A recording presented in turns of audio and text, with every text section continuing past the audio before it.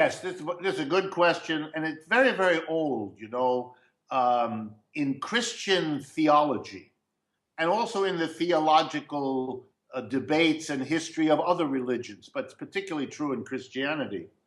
If you go back, you can read in the Bible about something called Jubilee.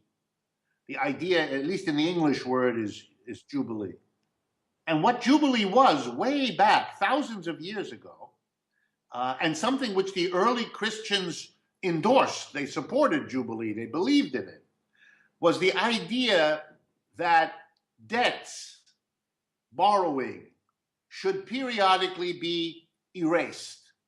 That if you didn't do that, the creditor would become too powerful and the debtor would become too dependent, and this would tear society apart by creating too big a difference among the members of a community, so that if you didn't have Jubilee, you would destroy the community.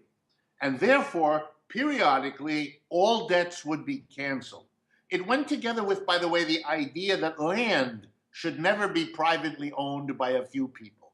That land is different. In one piece of land is fertile, the next one isn't. One piece of land gets good rain, the next one doesn't. So if the piece you have for 10 years or 20 years isn't good, don't worry, because within 10 years or 20 years, we will redivide the land. That's what Jubilee meant with the land.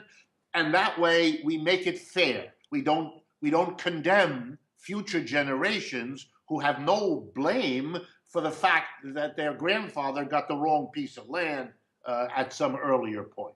And the notion of fairness and justice meant Jubilee.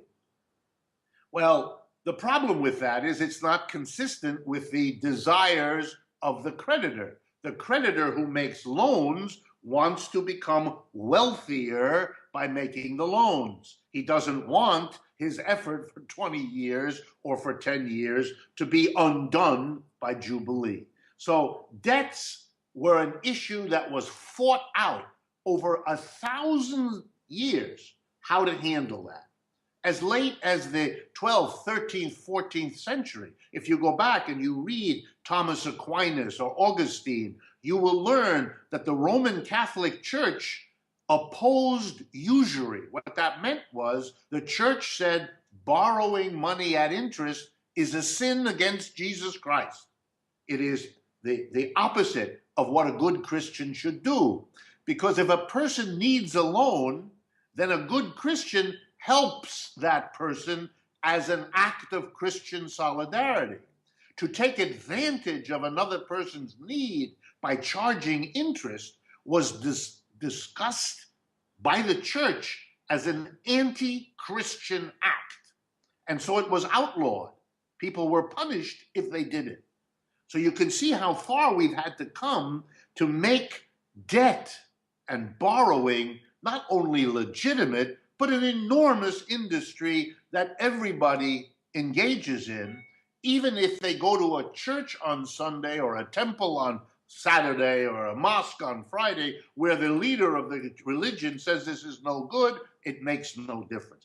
Debt became part of how capitalism in particular, even though it's older than capitalism. So you had debts in slavery, you had debts in feudalism, but particularly in capitalism, it becomes a universal kind of transaction.